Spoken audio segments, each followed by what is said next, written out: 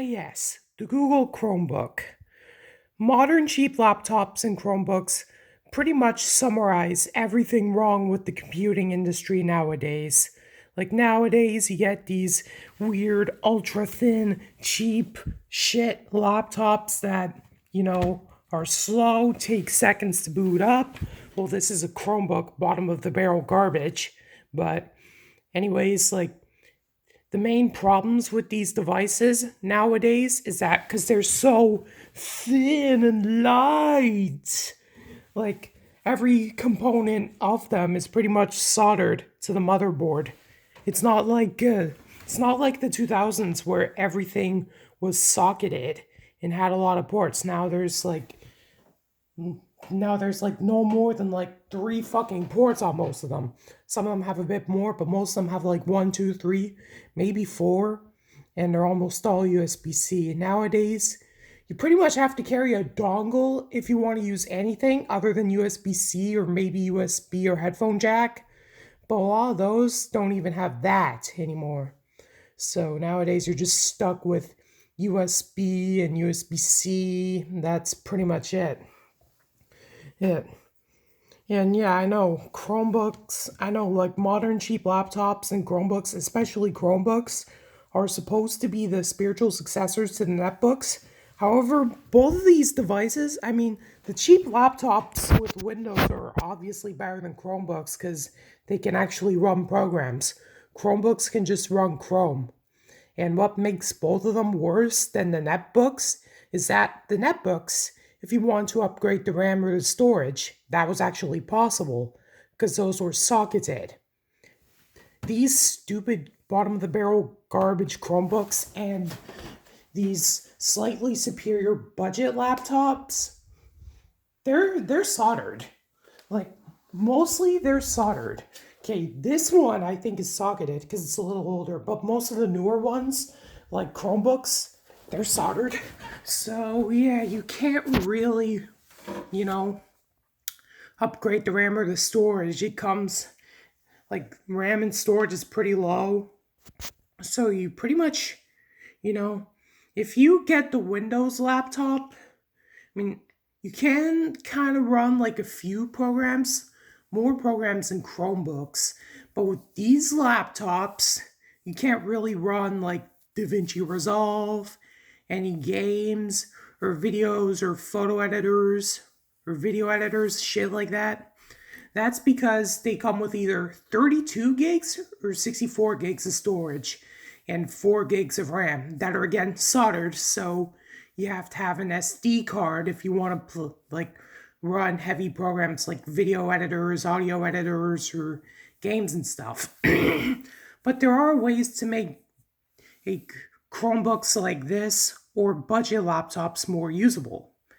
And that has a name. That is called Linux. So, yeah, I actually have to pause the video because this is not a one finger lift device. Rabbit.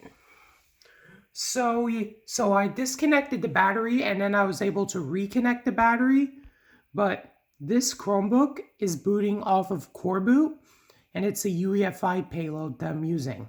I went ahead and installed Fedora, though I initially tried Debian.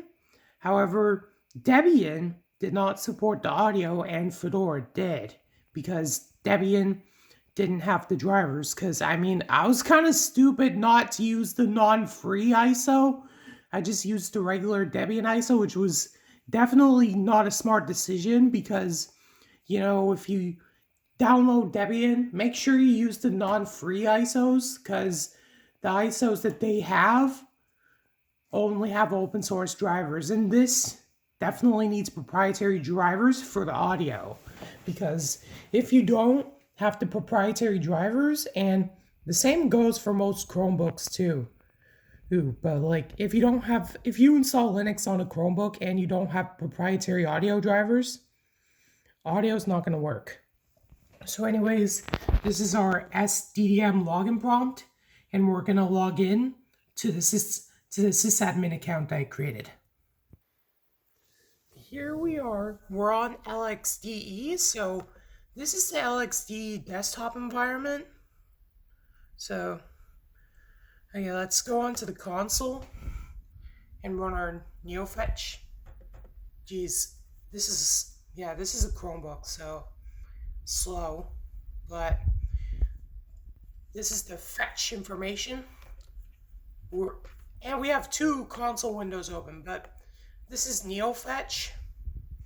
As you see here, this device, we're on the latest kernel. We're on the 689 kernel, and we have 1,941 packages running, and we have 792 megabytes, and yeah, here we have like 792 megabytes of memory.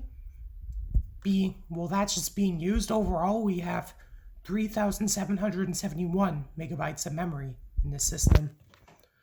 Yeah, I mean, it's high for a Chromebook, but that doesn't necessarily make it good. And I didn't install HTOP on this, so let's just do sudo. Oh my god, my arm's starting to hurt.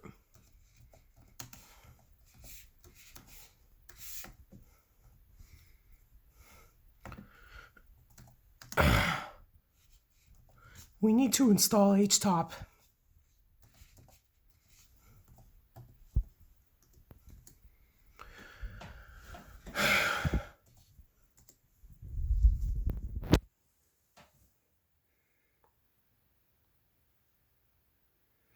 Okay, let's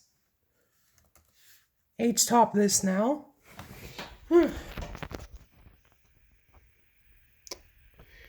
And look, do we have here 95 tasks, and we have a quad-core CPU. So memory, 0.1% memory is being used by the user, and 3.2 at most is being used by the user for the CPU.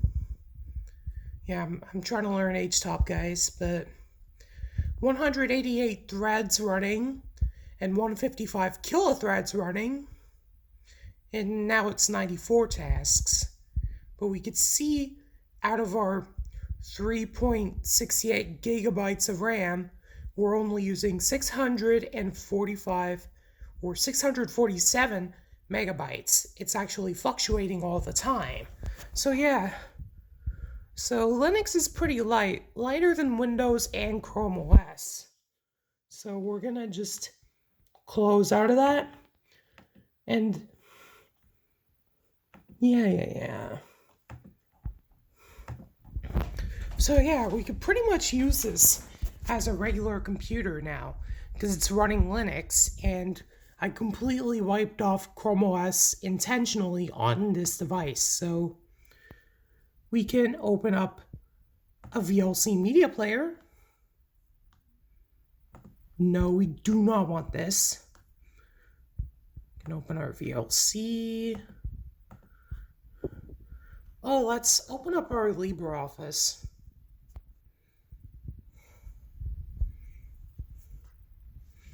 Yes, we can edit documents offline on this device because it's a real computer now. It's the shell of a Chromebook.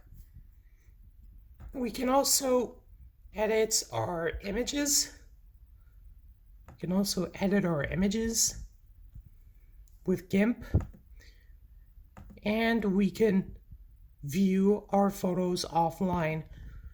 We don't have any photos, but we can view our photos offline. Or we can even browse the web like you're supposed to when you use a Chromebook.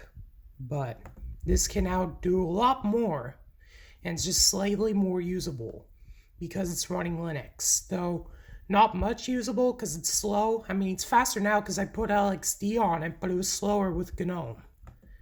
So yeah, that's all for now. Chromebooks are fucking garbage.